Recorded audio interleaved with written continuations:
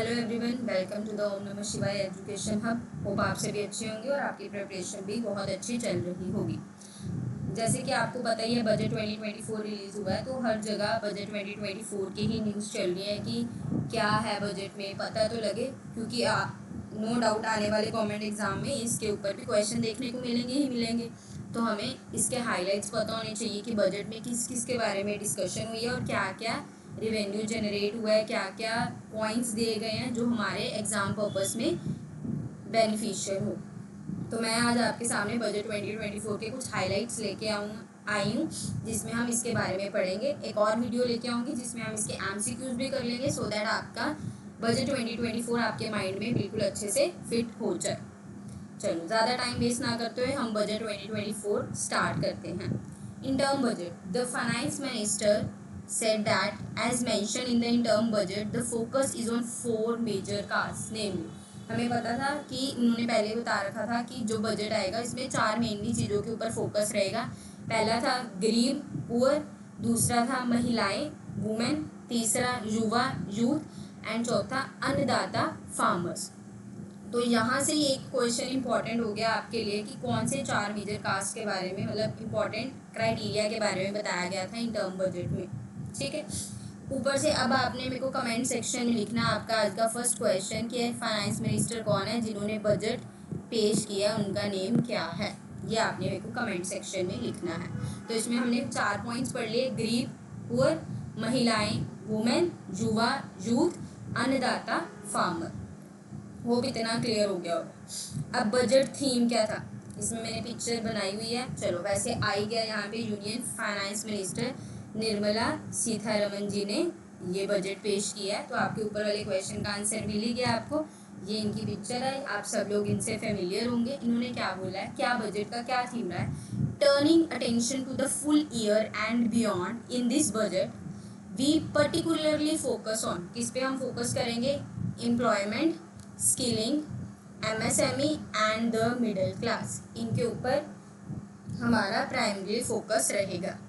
I am happy to announce the Prime Minister package of 5 schemes and initiative to facilitate employment, skilling and other opportunities for 4.1 crore youth over the 5-year period for the central outlay of rupees 2 lakh crore। ये हमारा budget का theme रहा है कि उन्होंने कहा, मैं बहुत खुशी से अनाउंस कर रही हूँ 5 PM मिनिस्टर्स के पैकेज में 5 स्कीम्स आएंगी, जिसमें किसके ऊपर इनिशिएटिव किया जाएगा, किसको फैसिलिटेट किया जाएगा, एम्प्लॉयमेंट के ऊपर, स्किलिंग के ऊपर और बहुत सारी अपॉर्चुनिटी के ऊपर जो हमारे यूथ को चाहिए। ये हमारा थीम रहा बजट का। उसके बाद बजट की प्रायोरिटीज़ क्या है, पहले तो बजट के लिए इन्होंने विकसित भारत का नाम दिया, तो ये आपका MCQ का क्वेश्चन इंपॉर्टेंट बन गया कि क्या नाम है, तो आपने याद रखना है विकसित भारत, कि उन्होंने इस चीज़ को मेन प्रायोरिटी दी।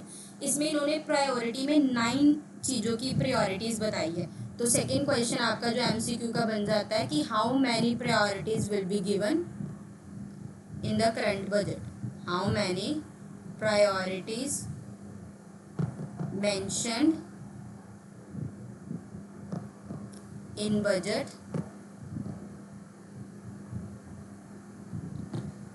24-25। तो आपने आंसर में आपका क्या आ जाएगा, 9 प्रायोरिटीज़।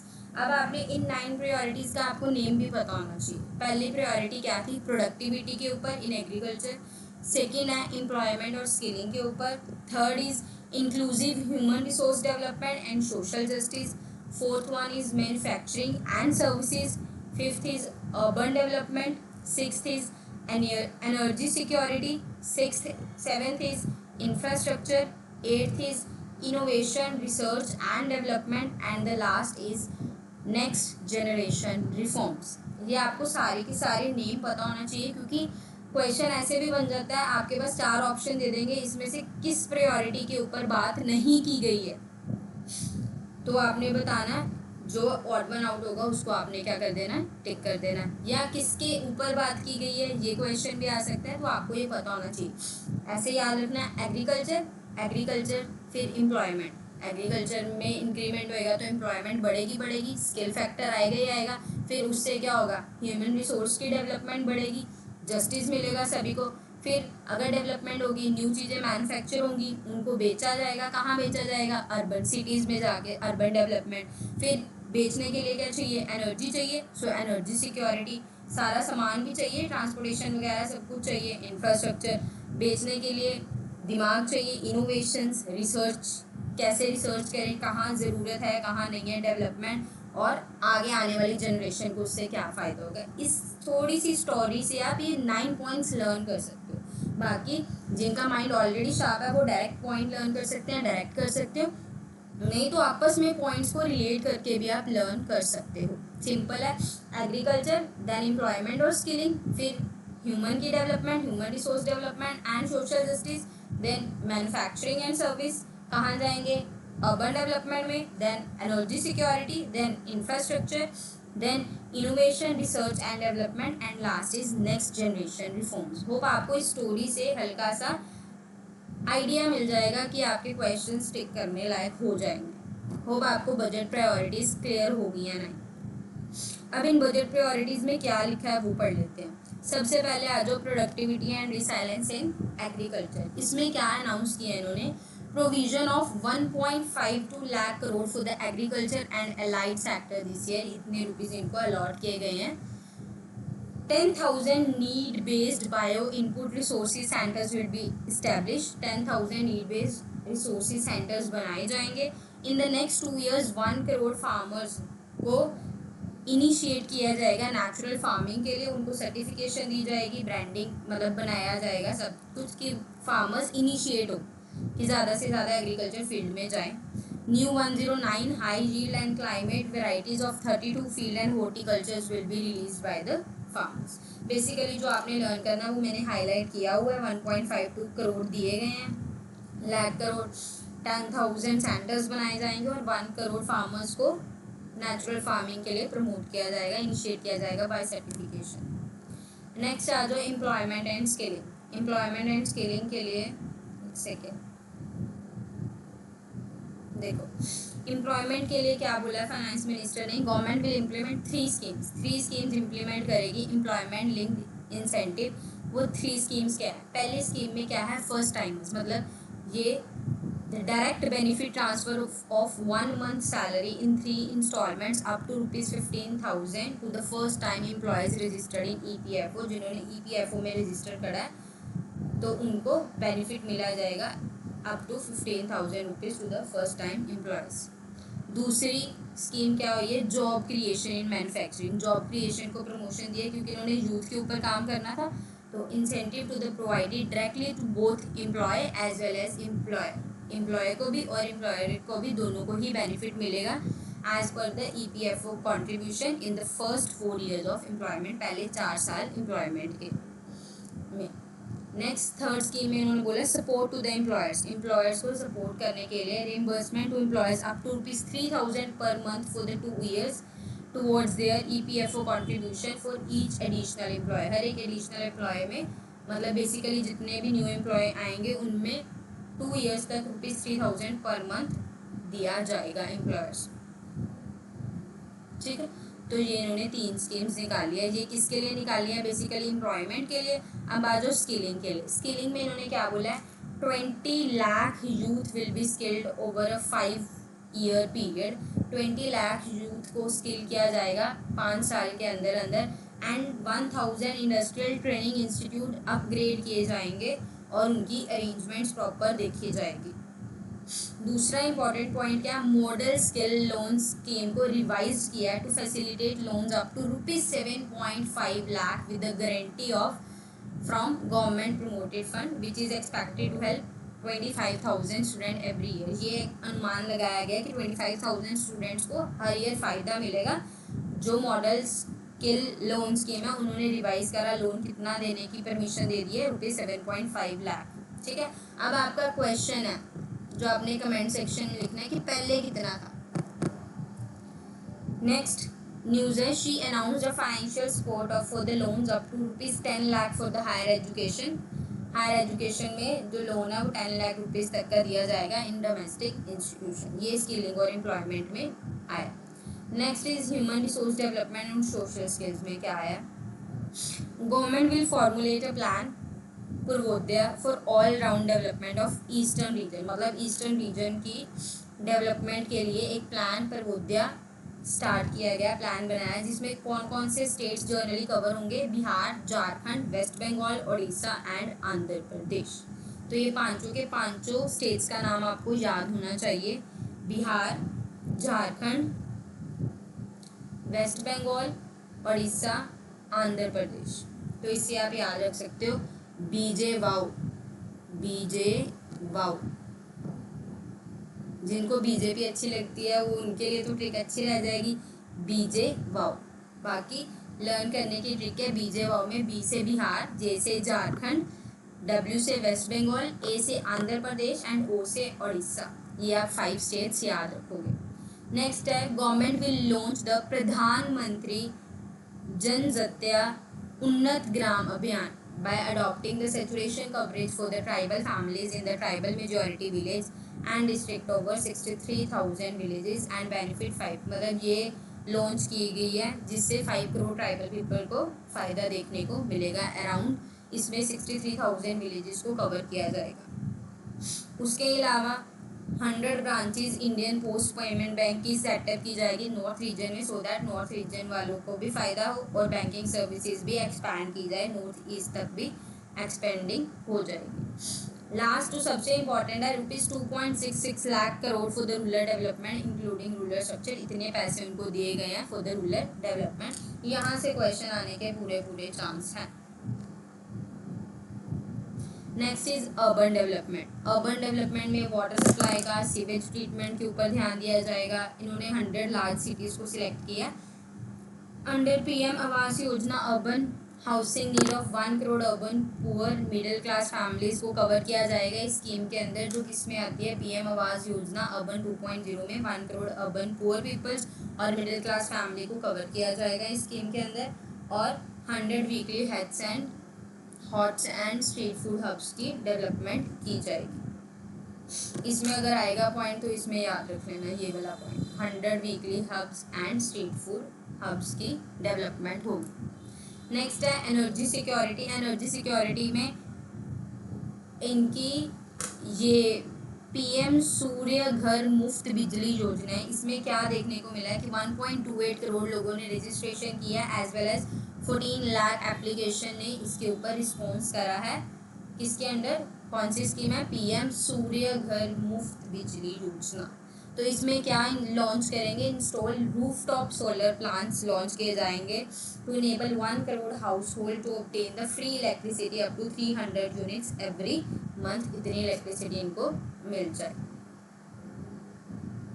ठीक है। नेक्स्ट, अच्छा इसमें हमारे टोटल 9 पॉइंट्स थे। मैंने आज की वीडियो में आपके साथ अराउंड 5 पॉइंट्स की कवरेज कर दी है। 4 पॉइंट्स रह गए, वो नेक्स्ट वीडियो में एमसीक्यूज के साथ कवर कर दूंगी। एक हमने प्रोडक्टिविटी इन एग्रीकल्चर पढ़ लिया, एम्प्लॉयमेंट एंड स्किलिंग पढ़ा है, ह्यूमन रिसोर्स डेवलपमेंट पढ़ा, urban development and energy security, ये हमने 5 पॉइंट कर लिए।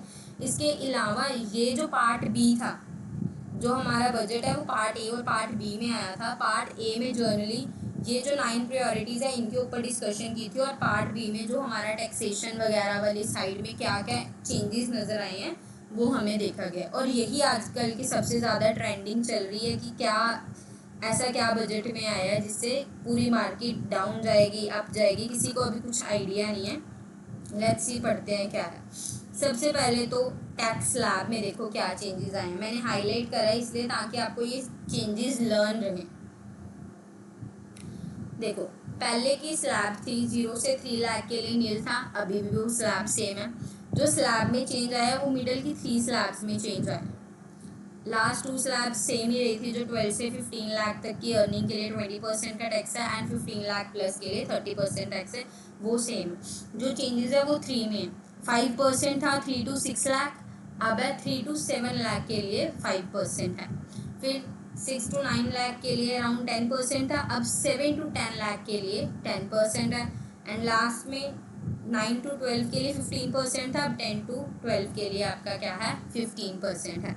तो ये अच्छी भी है न्यूज़ और कईयों के लिए अच्छी न्यूज़ नहीं भी हो सकती। वैसे तो इसमें हमें जनरली जो चेंजेस देखने को मिले हैं वो कहाँ से कहाँ तक मिले हैं, 6 to 10 लाख की जिनकी एवरेज इनकम है उनके लिए ही चेंजेस है, बाकी सबका जैसे चल रहा था वो वैसे ही चलेगा। 6 to 10 लाख के लिए ही जो जर्नली चेंजेस देखने को मिले, क्योंकि जिनकी 7 लाख थी पहले वो 10% टैक्स दे रहे थे, कहाँ उनको अब सिर्फ 5% टैक्स देना पड़ेगा, तो उनके लिए ये एक तरह की गुड न्यूज़ बोल सकते हैं।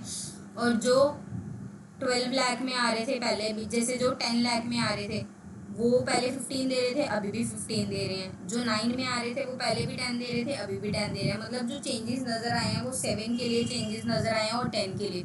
जो 10 वाले पहले 15% दे रहे थे, अब सिर्फ और सिर्फ 10% देंगे, तो उनके लिए ये एक तरह की गुड न्यूज़ है।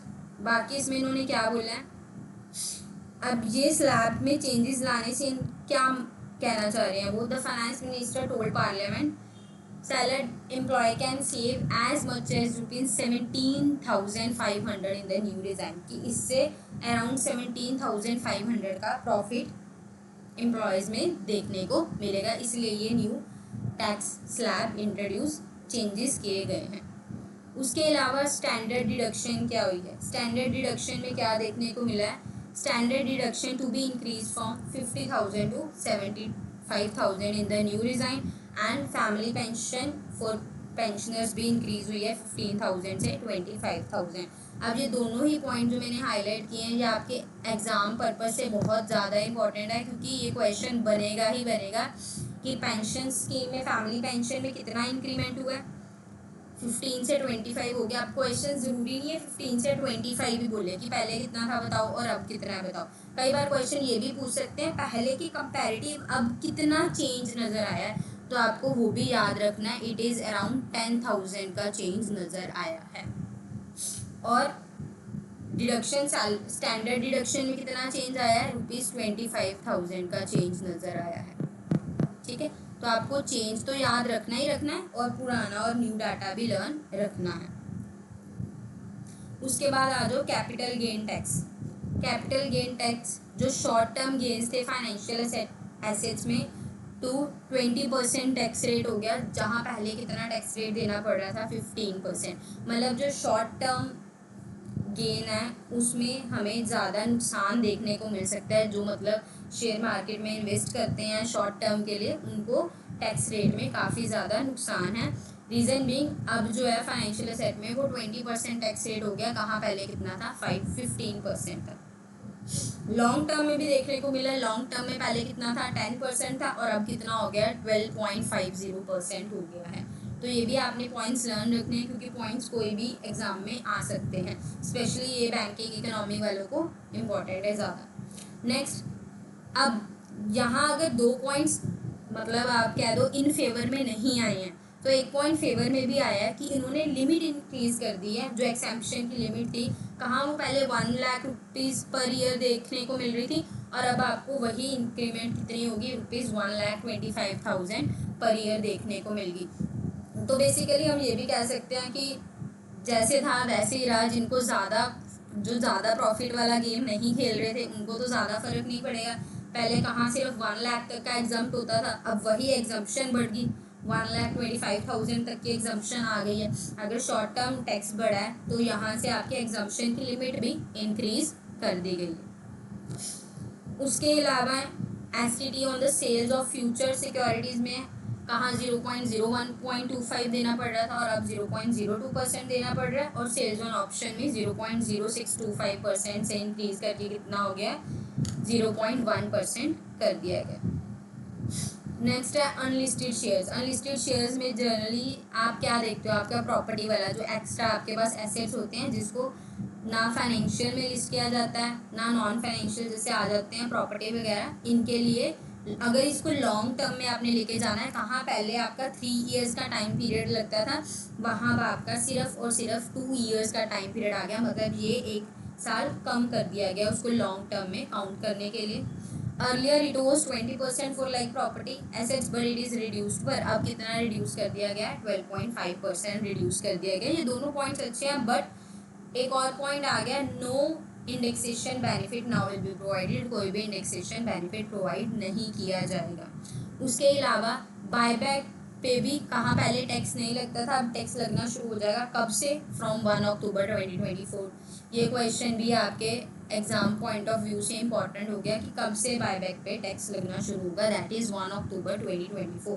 होप आपको आज की वीडियो सारी समझ आ गई होगी। मेन आपने 9 प्रायोरिटीज़ लर्न करनी है, क्या क्या बेनिफिट दिए हैं वो।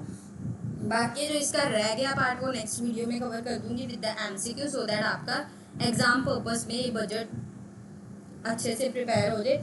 नेक्स्ट वीडियो के अपडेट के लिए सब्सक्राइब ज़रूर करो और बेल आइकन को ज़रूर प्रेस कर दो, सो दैट जैसे ही नेक्स्ट वीडियो है आपको साथ के साथ नोटिफिकेशन आ जाए। बाकी जैसे मैं आगे भी कहती हूँ कि लाइक करना मत भूलना, कमेंट करना भी मत भूलना, शेयर तो ज़्यादा से ज़्यादा करो, जितना ज़्यादा से ज़्यादा शेयर कर सकते हो इस वीडियो को उतना ज़्यादा से ज़्यादा शेयर करो, सो दैट सभी को जो बजट के हाईलाइट्स हैं वो याद हो जाए, पता लग जाए। और सब्सक्राइब करना मत भूलना है और बेल आइकन को ज़रूर हिट कर लो, सो दैट आपको नेक्स्ट वीडियोस के बारे में इंफॉर्मेशन मिल जाए। Thank you so much.